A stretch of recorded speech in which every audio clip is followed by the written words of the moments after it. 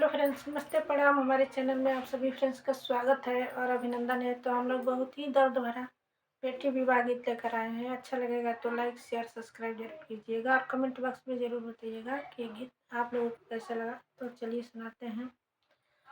बरगारा खोजी पापाया वेले मना मारी बैठले हो। बरगारा खोजी पापाया वेले मना मारी बैठले हो।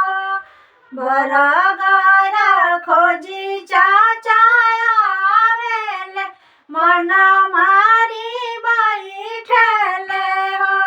बेटी मोरे दुजिया के चाँद सूरज नाही मिलले हो। बेटी मोरे दुजिया के चाँद सूरज नाही मिलले हो। जेहि